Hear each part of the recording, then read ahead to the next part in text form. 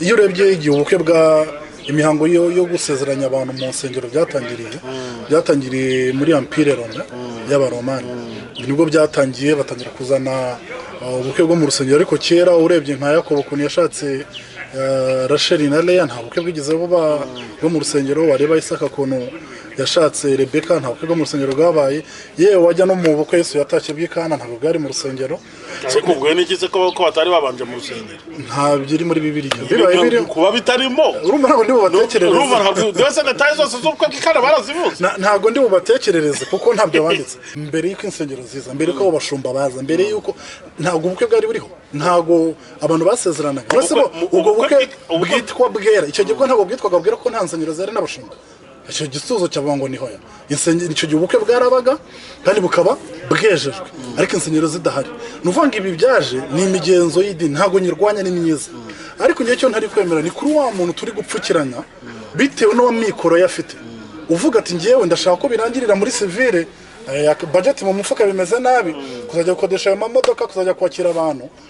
birangirira ahangaha. kandi uwo muntu mu mahame ya Bibiliya nta cyaha yakoze. Hano wese abantu bamwibutswa n'imigati n'amaji. Oya. Biriya ni umuha, urumva Biriya ni urumva ko mutangiye kungarukira. Oya ntabwo tubigarukiye. Uriya mugati umaze gusengerwa kurangurwa ibigango by'abatambyi cyangwa by'abakozi b'Imana. Urumva? Nuvuga rero igikomeye ari imitsima n'uyitanga. Igikomeye ni igikorwa. Yesu we yavuze ati mujye mugikora.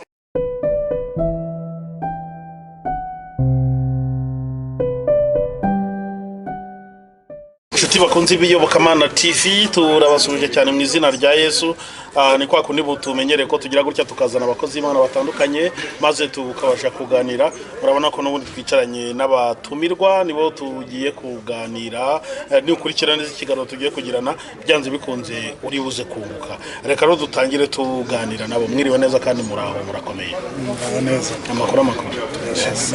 Mugerageza muvuge cyane, ndatekereza ko mutagira isoni. Yego turakomeje. Murabavuga butumwa bwiza bwa Yesu Kristo, musanzwe muhagarara imbere y'imbaga, ntabwo kamera imwe ariyo yatuma muvuga gahoro. Nanone turashima Imana ko ariko ko ntagiye mbanyuze. Ubu nta kintu mwambwira. Imbabazi z'Imana n'igishwi. Imbabazi z'Imana zimbe. Mu ntuge biganza mubwire. Imana kwese. Yeah. Muratangira mutwibwira kugira ngo abadukurikiye bamenye ngo ni bande tuzanye kuri kamera z'iyobokamana TV. Jewe nitwa Jacques Musonera, ndi umukozi w'Imana, ndi assistant pasteur mu itorero Shilo Prayer Mountain, iyobowe n'umubyeyi Mama Bishop Oliver Murekatete. Okay. Nitwa Kalisa Fred, nk'abantu umuvugabutumwa barizwa mu itorero rya ADPR, abashimye Imana ko kudutumira muri iki kiganiro. Yego. Amakuru se mumeze neza? Yego turashima Imana. Twabonye Imana turinda corona. Ndabona tutabana n'abanuka. Hari abantu bashizemo ariko mwe ndabona forume foruse fresheri. Urumva ameze angaho umuntu ari mu nzu arya adasohoka, urumva kubyibuha nubwo biba bisanzwe umuntu abyibushye, ariko urumva noneho bagomba kujya kwiyongera. Ntekereza ko barimo n'amasezerano Joel,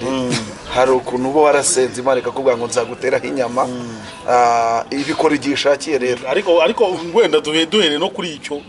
Mujye mumbwirira abantu ugasanga abantu bihaye abantu ngo turi ukuntu ngwangana, ngo turi ukuntu bingana, kandi yarananutse uwo muntu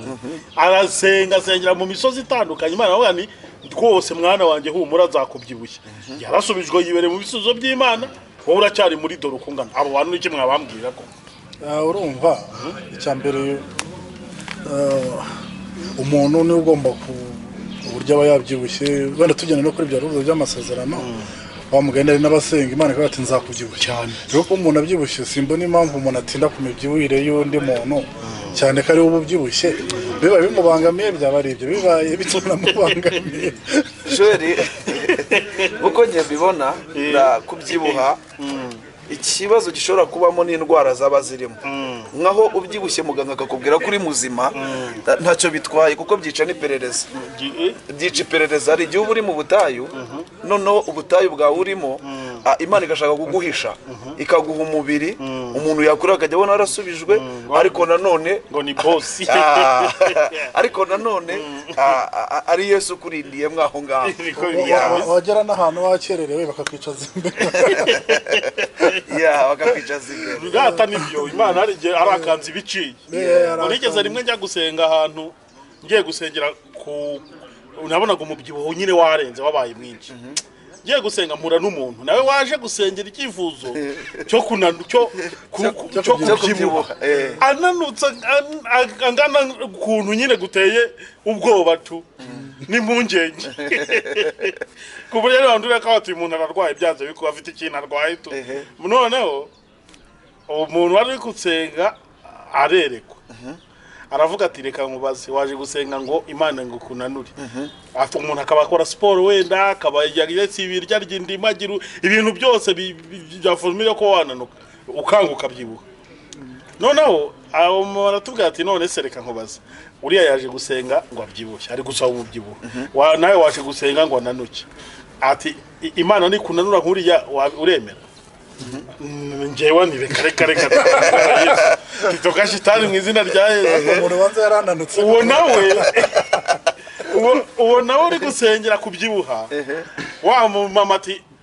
wowe urashaka umubyibuho Imana iguha umubyibuho nk'uyu nawe ati reka ngiye nshaka kuba mwaye na teriko sinshaka kuba guri twahise nahise nitahira ntabwo nongeye gusenga none se niba icyo mvuga kuri icyo Joel mperuka gukora akantu muri iyi minsi karimo kagenda kazenguruka kavuga ngo ntacyo wakora ngo unezeze rubanda iyo ubyibushye baravuga wananuka bakavuga ni ukuvuga ngo rero wowe jya ukora ikintu kinejeje umutima wawe niba mva kubyibuha ntacyo bigutwaye byibuha pe niba mva kunanuka ntacyo bigutwaye nanuka ubwo rero turi gushima Imana muri iyi minsi urabona ko Yesu akomeje kutugirira neza ni byiza abasore ba Yesu yego amakuru Safa turashima Imana mwatubwiye ko muri abasore turacyara abasore ari Kalisa byose mu bivuga iki abasore ni bwiza ariko butangiye gutinda cyane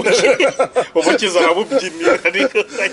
ni nako umwanditsi yanditse ngo wishimire ubusore bwawe iminsi mibi itaraza ariko uburyo bwatangiye gutinda nabwo urumva bitangiye kuzana ibibazo harya muri abutangira gutinda ariko umuntu angana iki amaze kubona ko bimaze gutinda nyine muri mwe nawe uratangira kubibona ko bitinze ngo tumusengere ntabwo bigira imyaka nta myaka bigira nibyo biterwa n'igihe umuntu wese afite kuntu yiha gahunda mu buzima akavuga ati jyewe mu myaka yanjye 30 nzashaka 28 nkashaka wenda hakaba hashoboka kuboneka impamvu ituma ushaka icyo gihe kitari cyagera ariko nyirizina ufite gahunda yawe rero je ntabwo ndarabirwa ubusore nicyo nakubwira ntuze kungirira impungenge rwose mu byifuzo nkuha icyo ntugisengere urumva ntugisengere buriya nanjye mfite gahunda nihaye ku giti cyanjye wenda muri kureba kino kiganiro yitega ubukwe bwa Musonera ryari kubona yavuye mu busiribateri urumva jewe ikintu nabwira umuntu nkurikiranye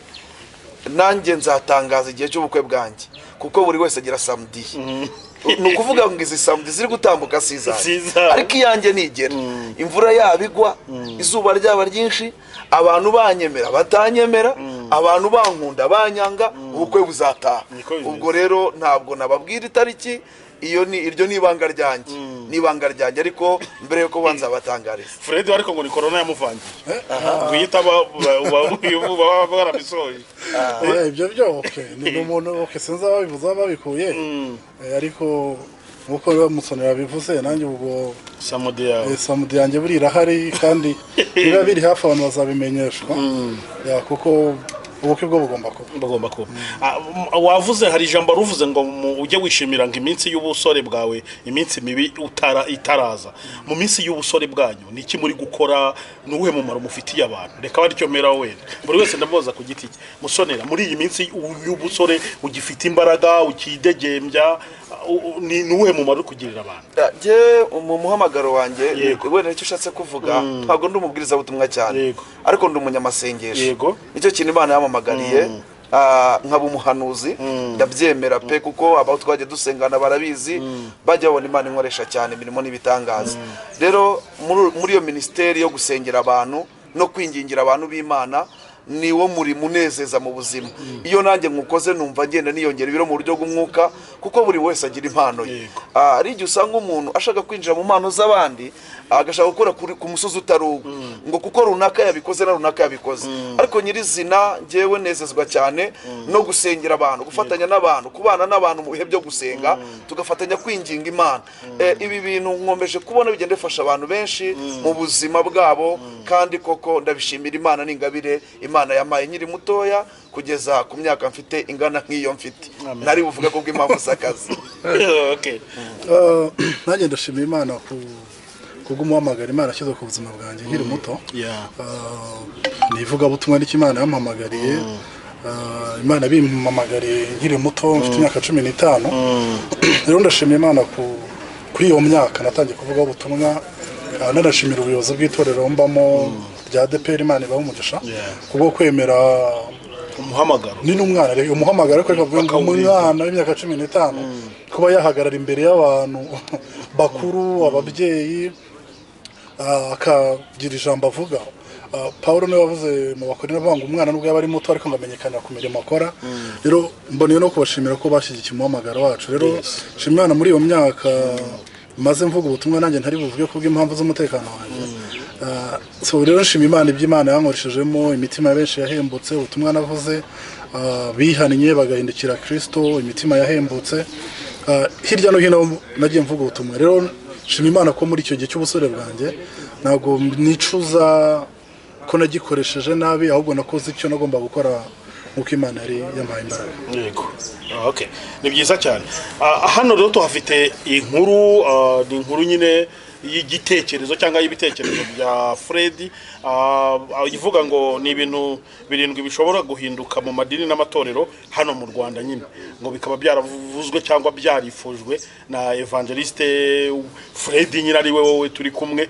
Nahuzanye Musonera kugira ngo adufashe tubiganireho, abantu wenda babyumve, bumve ese koko ibi byifuzo byajya mu bikorwa, ese wenda hari ibyo yifuje bitashoboka, byose hari n'ukuntu umuntu arota inzozi zitarizo. Sibyo? Yego. Ibi bintu by'ibifuzo bishobora kuza kurangira dusanze Korode Fred yararotaga. Yego. Ubwo byose rero tugiye kubirebaho rero sasa.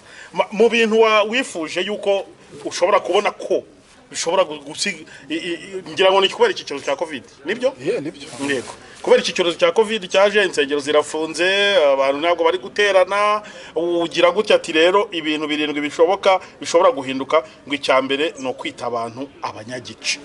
Ibi ngibi iki uragira icyo kitubwiraho, washakaga kuvuga iki, ubu biri mu nyandiko naho ngo biri kuri kamera noneho sasa rero.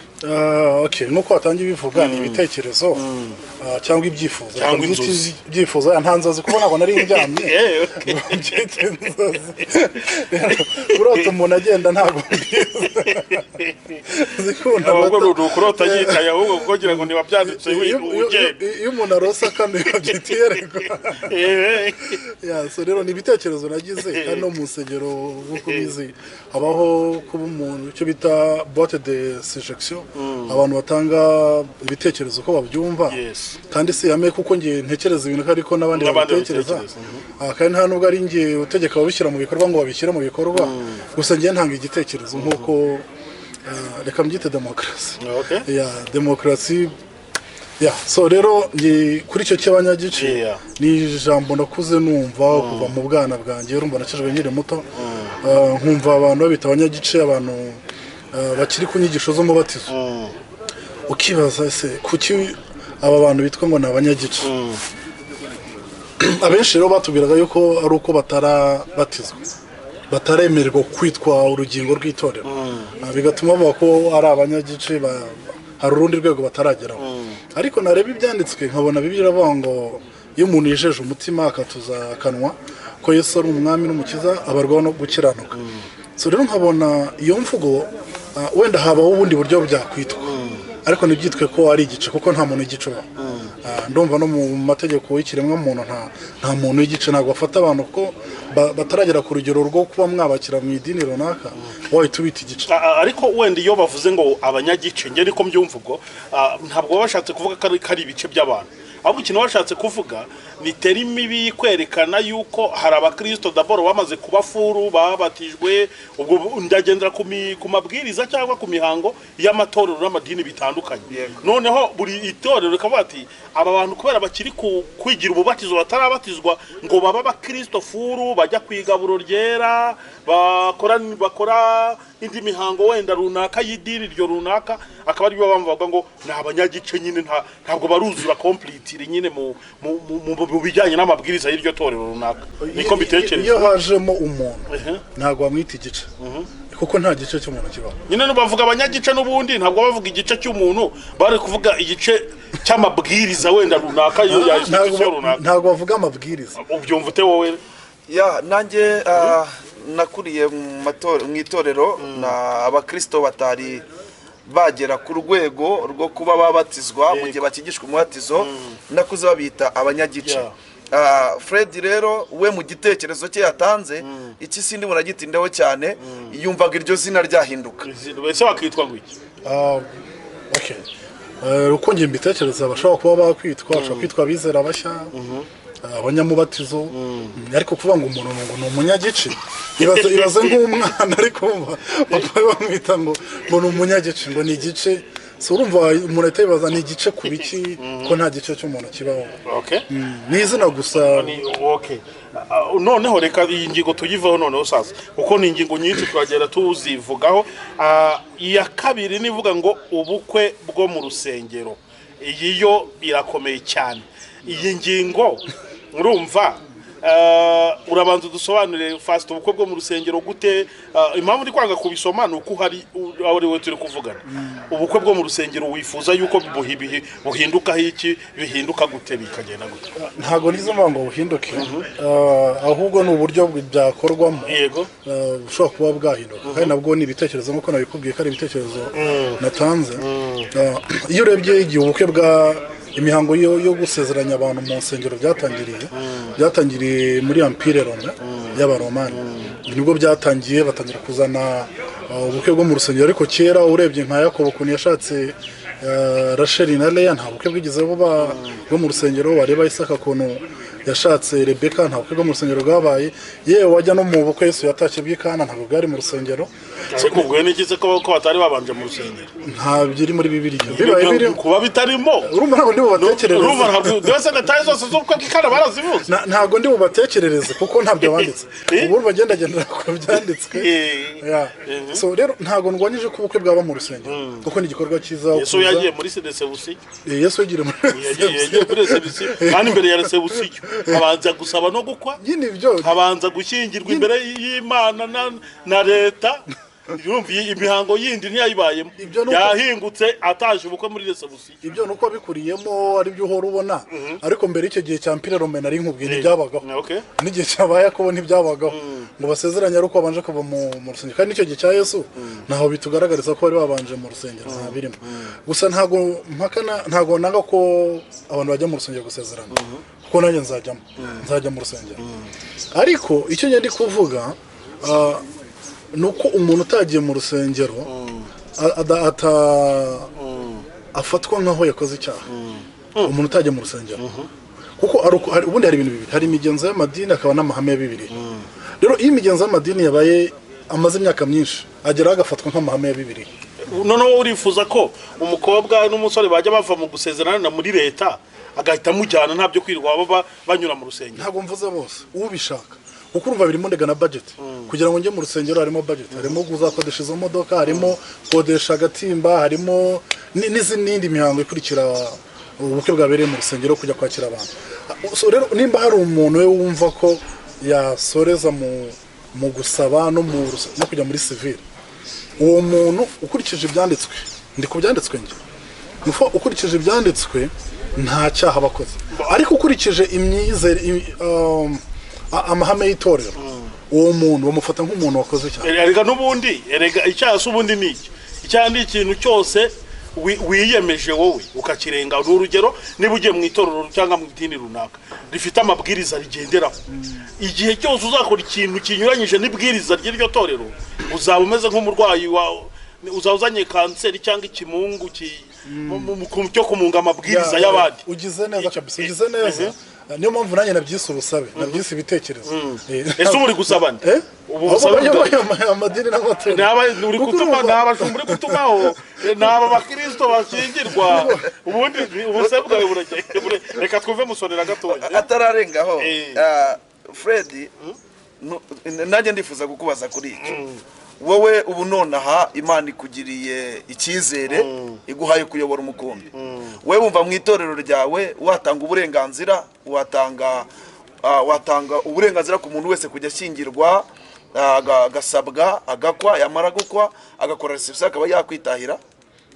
Ari wowe pasteur uhagarariye iryo torero wenda w'itorero runaka. Ngende umushumba w'itorero. Ikintu cya mbere nabanza kugendanaho nicyo Bibiliya yemera. Nabanza nkareba icyo Bibiliya yemera. Ariko ntabwo usubije ikibazo uri nicyo ndi gusubiza, ntabwo ndi kugikwepa. Ariko nge ntacyo navuga ntabanje gushyiraho ibintu bya icyo Bibiliya yemera. Kuko ntavuze icyo Bibiliya yemera ubwo nabangiye kujya kuzana ibitekerezo byanjye biri ku ruhande. Nabanza nkareba icyo Bibiliya yemera. Bibiliya iyo uyirebye usanga harimo doti iremewe muri Bibiliya, kuko Isaka yasabye Rebeka, ubisomye mu itangiriro urabibona. Noneho mariage civile ugomba kuyikora kuko uri mu gihugu gifite amategeko, gifite amategeko akiri. Dore rero bihuye n'iby'itorero saza. Numva icyo ngiye kugeraho. Mariage civile ugomba kuyikora kuko uri mu gihugu gifite amategeko, na mariage religieuse ugomba kuyikora kuko wemeye n'umutima wawe nta uguhase nta ugufatiyeho imbunda kujya mu itorero rifite amabwiriza yuko umugore n'umugabo banyuze mu mucyo ari abantu banyuze imbere y'Imana bagahishwa n'abantu babisigiwe mu mugisha w'Imana. Nimba nari numvise neza rwambajije ngabaye ari nge muyobozi w'itorero. Okay ngaho ari wowe. Waruvuze ngaho ndi umuyobozi. Kandi yarambajije ndi umuyobozi w'itorero. Nabanza nkareba icyo Bibiliya ibivugaho. Noneho nabona icyo Bibiliya ibyemeraho. Uwifuza kuba avuye mu murenge, avuye no muri dote, kuko Bibiliya itabifata nk'icyaha, uwo muntu nkamuha ubwo burenganzira bwe. Ariko n'uwifuza kuba yaza mu rusengero agasezerana mu rusengero nta cyaha kirimo. Kuba waza abashumba bakagusengera kimwe ko no muri dote uwo mupasiteri cyangwa umushumba cyangwa umuyobozi w'idini ashobora no kuza muri iyo dote n'ubundi, kuko igikomeye ni iki, ntabwo ari ukugera mu rusengero. Igikomeye ni ukuba usengewe uhabwa umugisha. Nuvuga n'ubundi b'abapasiteri bashobora no kuza muri dote, ibyo bari gukorera mu rusengero bakabikorera muri dote. Kuko icy'ingenzi si ukwinjira mu marembo y'urusengero, ntabwo aribyo bituma isezerano rikora, ahubwo icy'ingenzi ni amagambo y'umugisha waturwaho n'abashumba bitora. So rero ngewe ngendeye ku mahame ya Bibiliya, uwifuza kuba yakora dote na civile akagenda akabana n'umugore n'umugabo we, ubwo burenganzira nabubaho. Uwifuza kuba yaza mu rusengero nawe nabumuha. Ubwo Fred arimo atubanekereza cyane. Ubwo ushatse kuvuga ngo umuntu bita ngo yishingiye ni umuntu ushobora kuba yagiye iwabo batamuhaye uburenganzira akagenda mu rugo, ariko nk'itorero muri rusange nge ntekereza ko rigomba kuba rifite amahame yaryo. Mu mahame yaryo rero niba harimo gushyingirwa akaba ari umuhango umaze igihe n'igihe, kandi abapapa bayicariye abayobozi b'amadini abaki ntabwo umwana nk'uyu ari waza kuguhindura. Cyo koze ni icyifuzo cye. Nanone ni icyifuzo cye, ariko nanone ni ngombwa ko tugomba kukiganira aha ngaha. Niko bimeze. Tukavugisha ukuri ko natwe tubyumva. Jewe Joel uko mbyumva, nge ndumva umuhango wo gushyingirwa mu rusengero ugomba kubaho, ugahabwa umugisha n'abashumba bambaye ibishura byera, ugahabwa umugisha n'abashumba bambaye amakoti babisigiye babahesha umugisha, ukakira umugisha wawe ukawutahana. Urumva kuko abashumba bakora nicyo berejwe, mu byo berezwa mu nshingano bahabwa n'ibi ngibi barabyemererwa, barabisinyira ko bagomba kujya babikora. Ni ukuvuga ngo batabikoze rero baba banyuranyije n'icyo bashyiriweho gukora kandi bahari. Kandi no Pawulo yaravuze ko bwubaho n'abantu bose. Rega ntago mwanyumvishe neza wenda. Turi kukumva. Ntago navuze ngo ubukwe bw'abo bashumba cyangwa n'abandi bayobozi b'amadini biveho. Ntago nagize mbirwanya. Ahubwo ngewe uwo ndi kugarukira ni wa muntu ushaka ko ubukwe bwe burangirira muri civile. Noneho kandi akaba ari urugingo rw'itorero. Naburangiza muri civile akaba ari urugingo niba ari umuntu w'umupagani w'umunikora yituri aho ngaho w'umufarisayo utarakera. Kuko ari jambo ruvuze ngo nimba nibuka neza ngo gutengwa umuntu wishingiye afatwa nk'umuntu. akenshi ukurikije uko abantu banabyumva uvuye muri civile akavana no muri dote mu bisanzwe tamufata nkaho yishingiye kubera uzi impamvu ureka none buretse utaharenga ukajijisha impamvu avuga ko yishingiye nuko mu muco no mu mabwiriza y'idini urumva harimo ko umuyoboke w'iryo dini iryo ari ryo ryose sibyo ashingirwa muri leta adafa ubundi umuntu ashingirwa na leta akongera agashingirwa na pasiteri cyangwa n'umuntu wabisigiwe nyine ubifitiye uburenganzira. Impamvu rero idini kubera amabwiriza yaryo bamufata nk'umuntu wishingiye ntabwo baba birengagije ko wenda yasezeranye muri leta ariko ku idini ryo kuko hari ibyo utakoze ngo birangire. ukiraho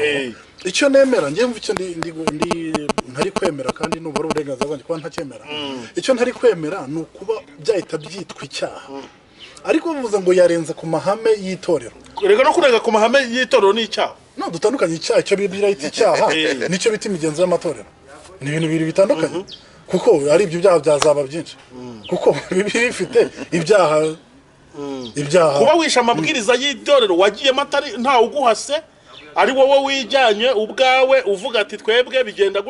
gutya umuhungu n'umukobwa mbere yuko babana baranza kunyura imbere y'Imana indahiro bakorana bakayirahirira imbere y'Imana n'itorero ryayo abapasiteri bakabarambikaho ibiganza byo kubahesha umugisha iryo hamuka ryicuka rimaze imyaka myinshi wowe ukavuga ati reka ati ngewe leta yankingiye ati naranakoye ati ndagiye icyo gihe ubukoze icyaha kuko wanyuranyije n'amabwiriza y'imyizerere yawe. Ikindi Joel ibintu mvuko ntabwo ari ikindi Joel ikintu cyitwa icyaha ni iki ni ikintu washyiriwe ihame wowe ukakirenga wowe ubwawe ni ukuvuga ngo uyu muntu adafite ahantu asengera adafite umushumba rwose pe nagende akore ariko niba uri umukristo Fred nge ndumva ku giti cyanjye ndumva uwo muhango ugomba kubaho kandi ukubahwa n'abantu bose. urumva nababwiye yuko nta birwanyije ko byabaho nemeje ko bibaho ahubwo icyo ariko Fred utararengaho ubundi iki cyifuzo wagikuye kuki ni corona wabonaga abantu kuko jewe mu bantu twaganiriye mbere yawe bambwiye bati ikintu cya mbere insengero zirafunze wenda nta mu Rwanda handi wenda bagenda bafungura ati insengero zirafunze ariko civil ushobora kuyikora ndetse ushobora no gukora reception muri iki gihe ariko insengero mu gihe zifunze niho wakuye igitekerezo bavuga ati niba zifunze bigende gutya aho niho navanye ubundi ku icyo gitekerezo kuba nabitekereza kuko urumva hari abantu corona yaje wenda amaze gukora dote amaze no kuva muri civil kandi ibyo bintu byujuje amahame ya Bibiliya amahame ya Bibiliya uwo muntu nimba yasabye umuryango kuko ubuko muri nubwo umuryango ntabwo uko ari ubwitorero ubuko nubwo umuryango ubundi imiryango n'ishingirana ntabwo urusengero rwo rushingira abantu ahubwo imiryango n'ishingirana none pastor kintu akora niki nuguhesha umugisha iryo sezerano nyine banze nyumva rero no kuvuga ngo nimba uwo muntu Bibiliya ibyimwemerera kuko nidushyiraho ibindi biraza kuba byinshi nanjye numva nabyise ubusabe ubusabe nyine ariko baho turi kubivuga nuko natwe mu babisabye turimo urumva kandi twe ntitwabyemera tuburengaza bwo kubyanga ntabwo twabyemera turabyanze urumva kuvuga ngo niba umuntu yagiye gusezerana imbere y'Imana tinkwambitsi no meta y'urukundo y'isezerano tugiranye ati kindi bikoreye imbere y'Imana data n'umwana wayo n'umwuka wera n'imbere y'itorero ry'Imana bifite ikintu bivuze gikomeye cyane ku urwo rugo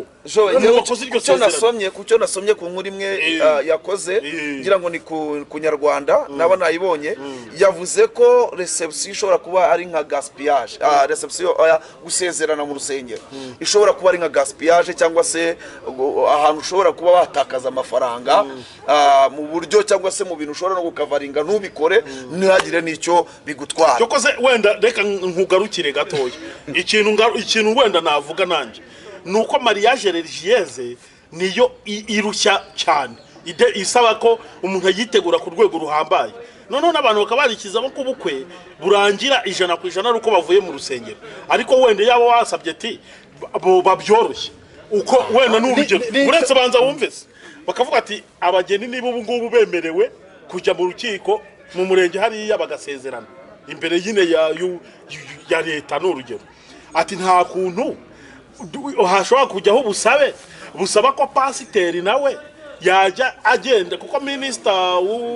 ngira ngo ni uw'ubutegetsi bw'igihugu uburyo yabisobanuye impamvu banze ko mu nsengero bagira nuko nta buryo babona babikontorora abantu bashobora kugira ariko hariya mu murenge babona uburyo babikontorora wenda mu pasiteri akiyongera ku bantu bemerewe kujya hariya mu murenge barangiza gusezerana mu murenge agahita akora n'umuhango wo kubashingira wenda mu buryo bworoshye muri simple n'ubundi dore ko nta n'ibintu byinshi abavuga no kubahesha umugisha wenda bikarangira gutyo iyo resebusiyo bagiyemo niba ari kwiyakira by'abo bantu bakeya babyemerewe bikarangirira aho ngaho ubu niyaba ari uko wari ubivuze ko none wowe koko pe imihango yera y'Imana urayifashe neza ati reka nimukureho nimujugunye ntago navuze ngo iveho noneho ushaka kwibaza uti imbere yuko insengero zibaho kuko insengero gazejeje ubundi niyo narebye muri bibiri umuntu wa mbere wubatse urusengero David niwe wubatse urusengero wagize icyo gitekerezo umwana none mu isezerano rya kera banza nyumve zamurishye nabyo ndarigera kandi narigezemo no kubyibuke bw'ikana urumva ugomba kwibaza uti mbere yuko insengero ziza mbere yuko abashumba baza mbere yuko ntago ubukwe bwari buriho ntago abantu basezeranaga ubwo bukwe bwitwa bwera icyo gihe ntago bwitwaga bwera ko nta nsengero zari n'abashumba icyo gisuzo cyavuga ngo niho ya icyo gihe ubukwe bwarabaga kandi bukaba bwejejwe ariko insengero zidahari nuvuga ibi byaje ni imigenzo y'idini ntago nyirwanya ni myiza ariko ngiye cyo ntari kwemera ni kuri wa muntu turi gupfukiranya bitewe no mikoro yafite uvuga ati ngiyewe ndashaka ko birangirira muri civile budget mu mufuka bimeze nabi kuzajya gukodesha ayo mamodoka kuzajya kwakira abantu birangirira aha ngaha kandi uwo muntu mu mahame ya Bibiliya nta cyaha yakoze ariko mu mahame y'itorero yakoze ikosa kuko yatandukiriye amahame y'itorero rero amahame y'itorero ashyirwaho n'abantu habeho pasiteri ajya asezeranya cyangwa n'undi muntu ubyifuje kubaza mu rusengero ntacyo bitwara uwumva byarangira muri civile akitwarira umugeni we ntacyo bitwaye kuko cyane nta n'icyaha kiri muri Bibiliya turi kubonamo wenda reka tureke n'abakurikiye ikiganiro baraza kutubwira uko babyumva mu bitekerezo ariko njyewe ndumva ubusabe bwawe atari bwo reka tuve kuri umusore w'ubyumvuta nanjye ndanzura kuri iyi si nanjye ntago mpamanya na Kalisa ariko nubwo umusore ari kuvuga ngo ntago mpamanya nanjye ariko nawe naguha ibitekerezo by'impamvu tudahamanya ese Bibiliya navuga ati Bibiliya ntibyemera avuga impamvu atari kubyemera je nakubwiye bibangamiye amahame ya Bibiliya cyangwa bibangamiye amahame y'itorero bibangamiye icyambere amahame y'itorero kandi birava ngo mugandukira ababayobora kuko aribo bazababazwa reka nkubaze nanjye musore uremera yuko amahame y'itorero ashyirwaho n'abayobozi b'itorero cyangwa n'abanyetorero ashyirwaho n'abayobozi b'itorero ariko icyo bemeje no mu ijuru baba bacyemeye kuko ubuyobozi bwose buva he ejo bundi nahoze ndeba inkuru imwe mbona ngo nibwo bwa mbere nimba nibuka neza idini rimwe ryo mu Rwanda ryakoreye isengesho kuri televiziyo ni ukuvuga ngo mbere ntibyabagaho kuko urumva yo ni amahame y'itorero cyangwa idini rishyiraho rishobora no guhindura ntibigire icyo bitwara urumva byabaye nk'igitangaza mbonye abantu bose babitangariye bati ibintu n'ibitangaza bibaye kuba isengesho ryatambukiye kuri televiziyo nimba ari amahame abantu bashyiraho njyewe nemera yuko bashobora no kuyakuraho nk'ubu dufite insengero zitandukanye zifite amahame yazo bamwe bakavuga ati twebwe ntituri bushyire imisatsi abandi batabona ntibazambara amapantaro abandi ati abashumba b'amatorero ntibazashake ayo ni amahame y'itorero rishyiraho ariko atandukanye nayo Bibiliya ivuga ni ukuvuga ayo mahame iyo ari abantu bayashyira niyo mpamvu uzagenda ubona hirya no hino ku isi habaho abantu bagenda basaba yarabona agiye mbona basaba mu bashumba b'itorero rimwe bitari ngombwa ko mvuga bari gusaba yuko bashyingirwa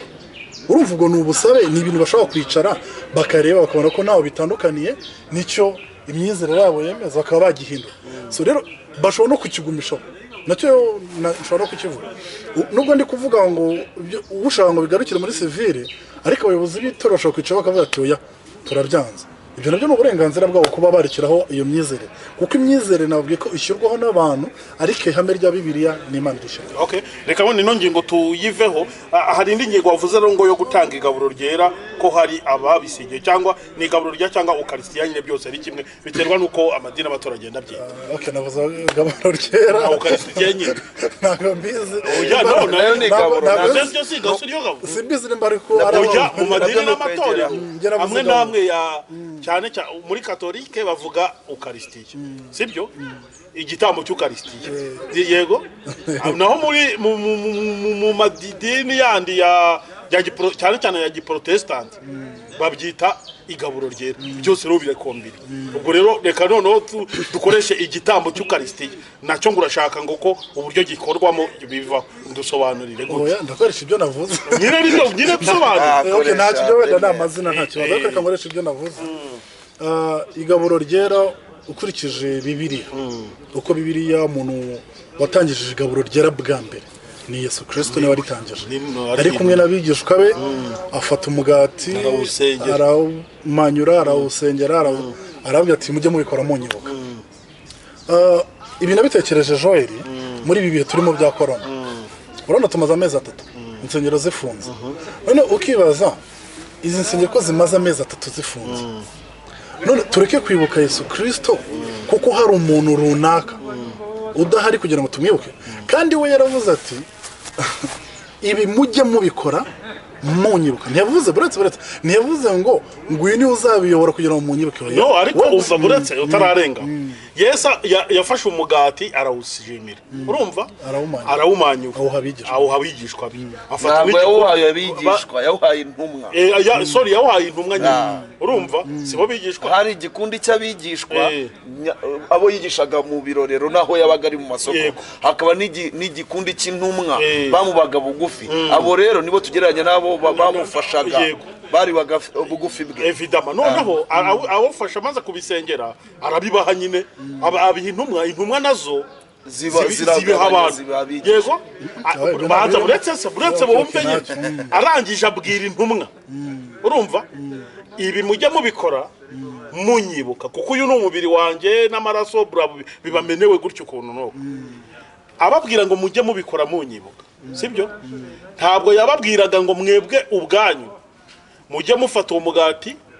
mu busengere mu burye urumva yababwiraga ibintu bibiri bikombi yababwira ngo mujye mubikorera abigishwa banjye cyangwa abayoboke banjye mujye mufata umugati mu busengere n'igikombe mu gishimire ubundi mu bubasha mbahaye mu bihereza iki abantu mwifatanye nabo mubikore mu nyibuka none niba uvuga ngo umuntu wese yemerewe gutanga igaburo ryera impamvu abapasiteri impamvu abapadiri impamvu abantu abihaye Imana aribo bafite uburenganzira bwo gutanga igaburo ryera nuko nicyo Yesu yavuze ntabwo Yesu yavuze ko umuntu wese yemewe kwiha igaburo ryera cyangwa ukarisitiya ntabwo umuntu wese yemewe kwitambira igitambo cya ukarisitiya urumva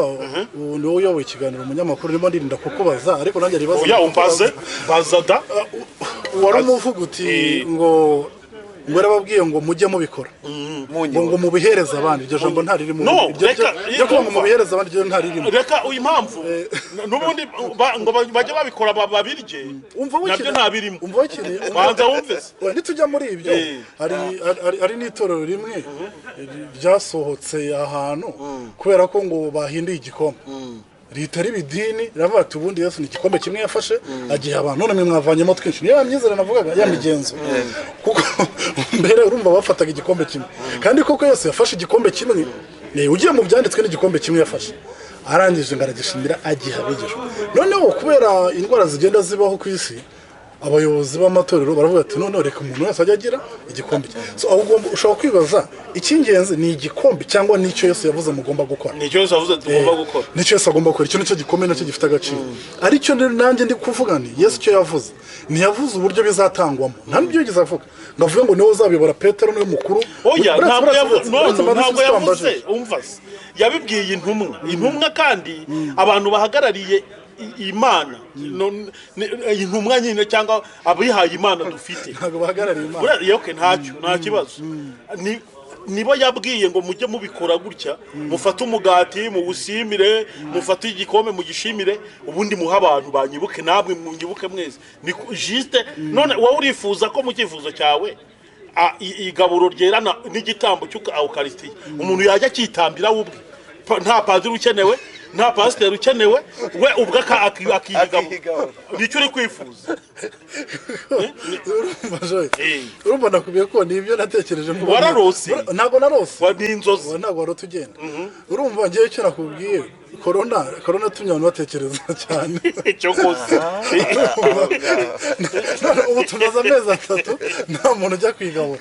kandi mu ijambo Yesu yavuze ntiyigeze avuga ngo dore umuyobozi noneho Yesu urumva we mu kuvuga iyo gahunda izagikomeza ibaho ntiyigeze avuga ngo izajya ibera mu rusengero hari ibyo wasomyemo nta rusengero rurimo ntiyigeze avuga ngo umusonera birimo oya burera ntago none hano baravuga ngo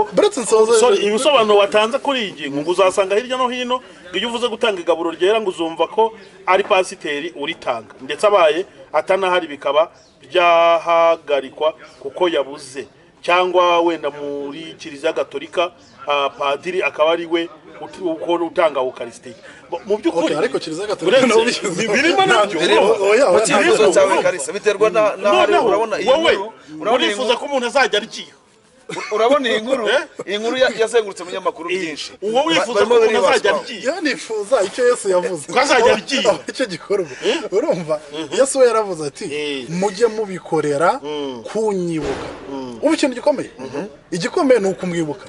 ntabwo igikomeye ari aho mubikore kuko nanubwo natubwira tubikorera nta rusengero yagize atubwira nta padiri atubwiye nta pasiteri atubwiye wowe icyo yadusabye ni ukubikorera kumwibuka ibi nabyo reka kandi numva ikindi ntiyanashyizeho umubare wagomba kugira ngo bikorwe ngo byuzure abantu bagomba kuba gusa ni devoir ni umukorera icyo Yesu yavuze nuko yabwiye intumwa mujye mubikora kugira ngo munyibuke yes nimba nshobora kubikora ngewe nkafata uwo mugati nkawushimira urumva gutangaye nkawushimira noneho narangiza ukibuka Yesu ukarira cyangwa se ukazamura amaboko ukagishimira n'ababeshye ukurikije ibyo Yesu yavuze njyewe nta cyaha mbibonamo ya kare Fred aragira ati njyewe nta cyaha mbibonamo njye naryiha nkasenga nkabwira Yesu ni Uwiteka we urandengere dore ndakwibutse uze kunyura muri iki gikombe cy'amaraso unyure no kuri uyu mutsima uhita ubona ko nkwibutse ariko Fred tuvugisha ukuri ibi bintu koko biramutse bihawe uburenganzira buri muntu wese akajya yihigaburo cyangwa se akarikora urumva ikintu cya mbere naho azarikorera ahariho hari ahantu hadakwiriye gutangirwa igaburo kuko igaburo ni umutsima ni umubiri wa Yesu ashobora kuba ahantu hose ariko ashobora gukorera ahantu hose hari ahantu wese adashobora gukorera bitewe n'aho ariho akavuga ati ahangaha ndumva hari ahantu utamushakira kuvuga ngo ugiye mu isoko gushakira Yesu ariko hari ahantu hagenewe kubikora ahantu hagenewe gukorerwa ibyo bintu waneza abantu mu isoko ntiwashakira Yesu mu isoko habaye Yesu habaye ibirayi habaye ibitunguru habaye ibijumba habaye imyumbati iyo ushaka erega Yesu ntaba mu bintu aba mu bantu kandi abantu baramugendana hoya Yesu usaba mu bintu Yesu ntaba mu bintu aba mu bantu kandi abantu baramugendana aho bagiye hose ufite imyaka ingahe kuri iyi si papa ufite imyaka ingahe niba atari ibanga Yesu ari mu birayi niba atari ibanga ufite imyaka ingahe reka tureke imyaka yawe reka tuyireke ni abantu bangahe bajya gushakira Yesu mu isoko mu gihe umbaze kuri iyi si nuweka ubwire aho wamushakira hose Yesu ntabwo aba ahantu umva Yesu ntaba ahantu ntaba mu bintu Yesu aba mu bantu aho abantu bari iyo umucuruzi ari gucuruza aba ari gusega ati imana uzanira abakiriya kugira ngo ukosora kwa ruvuze ko Yesu ataba mu isi reka ko tugasiba no mu kabari Yesu uzikana najya mu kabari Yesu akaba hari yahaba ariko ntabwo wenda cyo navugaga ntabwo ari hakorera nyirese naso tujya kumushakira ngo adukorere imirimo n'ibitangaza cyangwa se aduhindure bashya duhinduke ibyaremwe bishya icyo neraga kuvuga kuri ingingo ya Kalisa cyangwa se ya Fred arimo avuga njyewe kuntu mbyumva nyirizina ndumva Fred bidashoboka ko umuntu wese yatanga igaburo cyangwa yakwiha igaburo kubera iki niba koko uri umwana w'itorero nk'abandi umwana w'itorero ni ukuvuga ngo icyo mbona icyo nemera ni doctrine z'itorero nsengeramo niba doctrine z'itorero zinyemerera ko ngomba gufata igaburo ndihawe na pasiteri kandi kuva navuka nabonye pasiteri atanga igaburo yego imyaka ahantu igeze rero n'ibyo twakuriyemo ndumva jyewe nafite imbaraga zo kubihindura ngo nyoboke imitekerereze yawe cyangwa se igitekerezo cyawe ngo giyoboke oya erega tunavuze utyo wasanga hari kuvuga ngo ministeri zikorera mu nzu y'Imana hari urumva bamwe yabagize abashumba abandi bagira intumwa abandi bagira abahanuzi abigisha urumva izo uramutse uvuze gutyo ngo umuntu wese yemerewe gutanga ifunguro umuntu wese yemerewe gushingira umuntu wese yemerewe ibi nibi waba uri gufata ministeri z'Imana ukazima gukora icyo zagenewe rega igaburo ni service bamwitorera cyangwa iba ku muntu wizeye reka nkoreshe mvuga nanjye kubaza musonera we aramutse agiye mu gihugu kitarimo pastor rero ugiye akaba rero uvuna aho hantu ufite none kwimika corona tumenyereye imigenzo yuko pastor agira umwimika wowe ukajya ahantu uri missionnaire nta dini ribayo ntibazi n'Imana ibayo n'abantu babandi ubona sinzi ko nabivuga donc ukunze kuba nko mu ishyamba cyane uko ukagenda ukavuga ubutumwa abo bantu ntagaburo babaho abo bantu ari igihe bavunnye ari igihe bavunnye muri pastor wavuye n'utari pastor ari kugeza aho hantu urahavunnye ubwirije abantu ubutumwa bwiza ayo matofari nta yahari ngo mwubake insengero musengera munsi y'igiti none umuhango Yesu yavuze ntago muzawubahiriza kuko amatofari na pastor badaha nijye ubajije icyo kibazo rero mbajije ari jyewe nategeza igenzi imikirwa ndamutse nabonye unyimikira uba nakora uwo muhango nabyihorera tukajya tumwibuka tukarira ariko ntitujye gukora imihango nta nubwo yese abantu bamwibutswa n'imigati n'amaji biriya ni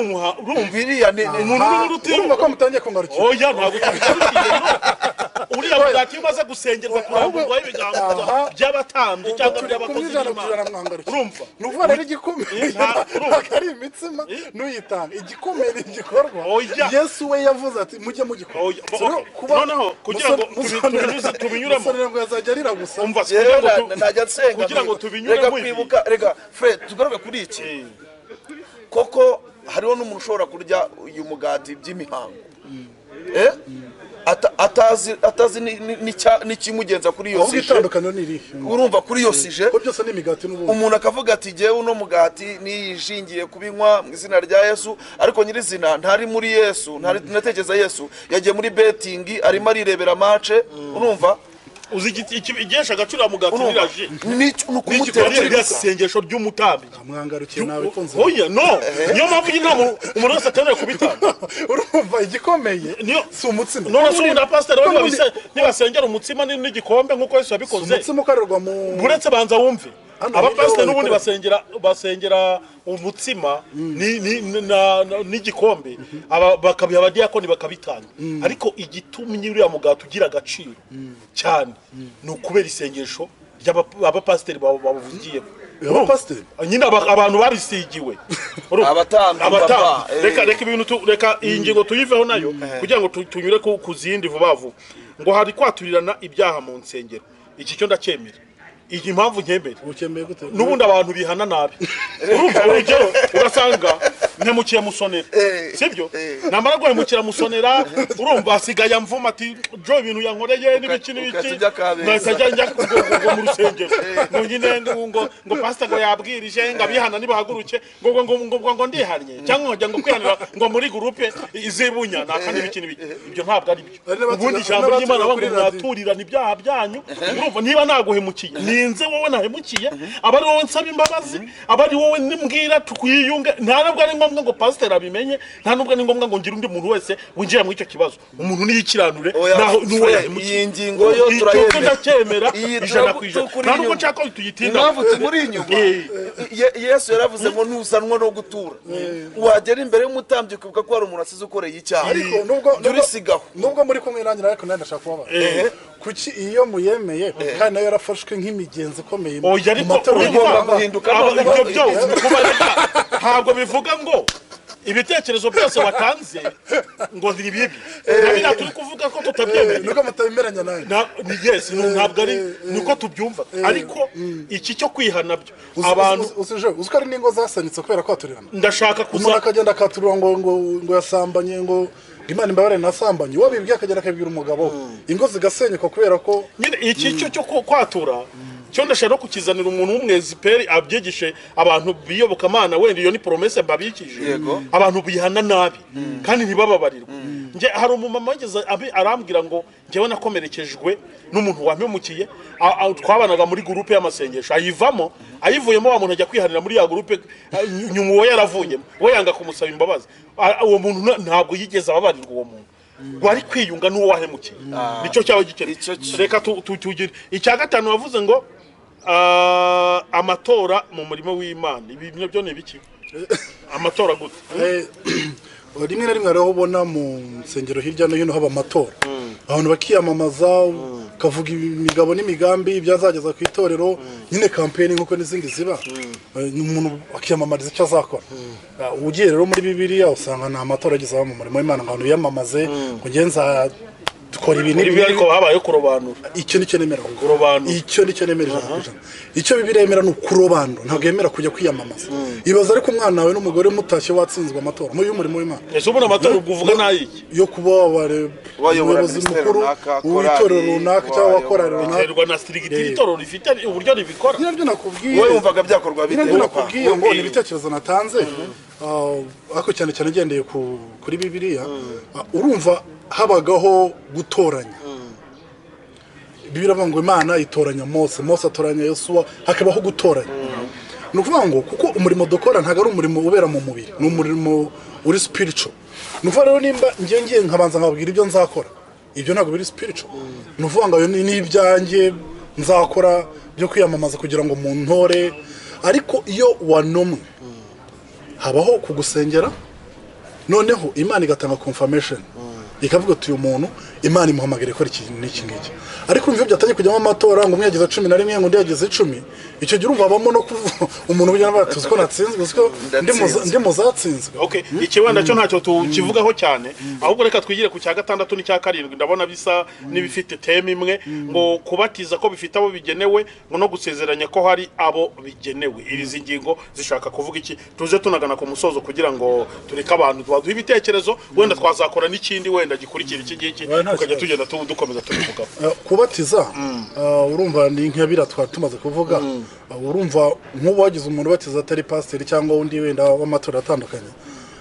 byafatwa nk'aho ari icyaha gikomeye ariko nibyo ubu uri gukora umuhamagaro utari uwawe uwo muhamagaro n'uwande uwo muhamagaro n'uwande ni w'abantu babisigiye ukurikije Bibiliya sarabivuga ko ari ababisigiye Yesu yaravuze ngo nimugende mu mahanga yose mubwirize ubutumwa bwiza abazihana bazabatizwe mu izina rya Data twese nyine n'iry'Umwana n'Umwuka wera none iyo uvuze ngo kubatizwa ntibigomba kugira kubatiza abantu ntibigomba kugira ba nyirabyo biba bishatse kuvuga iki bishatse ko umuntu wese yemerewe gukora uwo muhango ngendeye kuri icyo cyanditswe uvuze ni nacyo kibigaragaza cyane ni naho Yesu yabaye nkaho abirekuriye abantu ubundi umuntu wa mbere wabatije ni Yohana arabizi rero icyo nicyo cyanditswe Yesu yemereye abantu kuba babatiza yaravuze ngo nimugende mwigisha abantu mubwiriza amahanga yose ubutumwa bwiza abazizera muzababatiza ni ukuvuga rero ikintu Yesu yatubwiye umuntu namara kwizera urabwirije umuntu arizeye nimba amaze kwizera amazi ahari wamubatiza ugiye mu byakozwe n'intumwa 8:36 witwa Filipo ari kumwe n'inkone mu igare arayibwiriza ibwira ibyanditswe irafashwa irizera imaze kwizera inkone yo mu itare ko k'amazi ahari nawe ukabuhari ikimbuza kubatizwa n'iki rimwe na rimwe uzasanga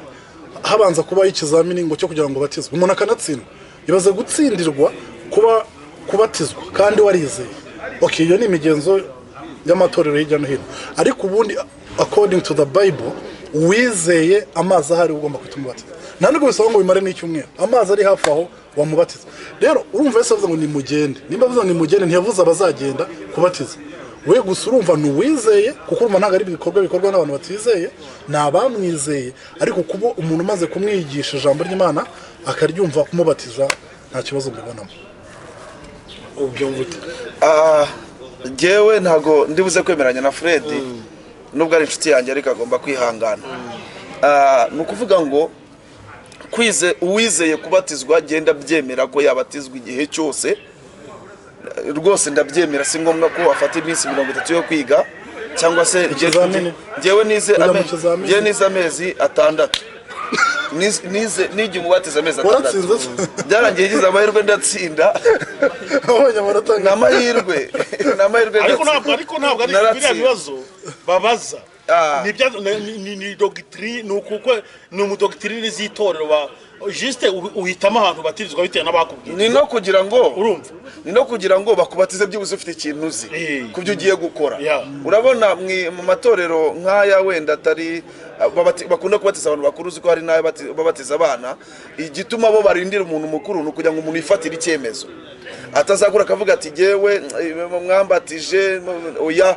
kugira ngo yifatire icyemezo. Ibi rero jewe ndumva byaba ibyo kubaza byaba ibyo kwiga, kubaza cyane icyo kubaza numva ntacyo kintwaye, ariko ubundi nyirizi nicyo nemera. Noneho icyo nemera ko Joel umuntu wese ashobora kubatizwa igihe icyo ari cyo cyose yemereye Yesu Kristo nk'umwami n'umukiza we. Ariko nanone icyo ntemeranya na Kalisa, ntabwo nemera ko umuntu wese afite uburenganzira bwo kubatiza. Iyo uvuze wese ariko ni ikintu gikomeye, uwizera wese, uwizera Kristo. Erega harimo abantu bizera bakaba n'abanyabyaha pire, ku rugero umuntu ushobora kwizera ari n'umusinzi. Kuba yizeye rero Yesu Kristo yikundira n'agatama akavuga ati ariko na Yesu ndamwemera, ngaho reba uyu muntu n'agatama muri piscine arimo mugende abwira abamwizeye barimo intumwa bigishwa abamwizeye ni mugende. Ntigeze avuga amatitre. Noneho reka nkwereke icyo cyo kubatiza no kubatizwa n'ibyo byose nge nzakigarukaho ngewe.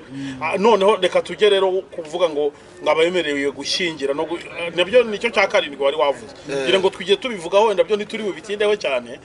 Ngira ngo byarangiye tukumvishije yuko imihango yera ikorwa n'abantu babisigiwe.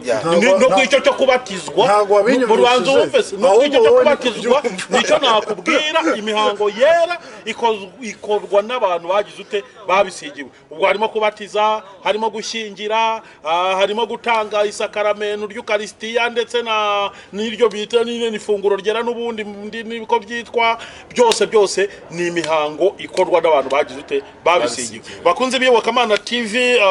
mwari mukurikiye kino kiganiro, murumva twaganiriye ibintu byinshi n'aba bakozi b'Imana, abajene cyangwa abasore ba Yesu, abatubwiye ibintu byinshi bitandukanye. Twarimo tuvuga ku bitekerezo Kalisa yahaye abayamadini n'amatorero ndetse n'abantu nyine muri rusange, tumubwira uko tubyumva nyine, tumubaza, mwumvisha ubusobanuro bwe, namwe muragenda muduha commentaire izanye. Wenda tugana ku musozo, buri wese yafata umunota umwe agatanga ubutumwa yumva yabwira abantu ku bw'iki kiganiro, ubundi tukazukana ku musozo. Ubutumwa natanga ku bari badukurikiye kuyobokamana TV nuko abantu dukwiye kwiga gutandukanya imigenzo y'itorero n'amahame ya Bibiliya. Ntitubihuze ngo tubishyire hamwe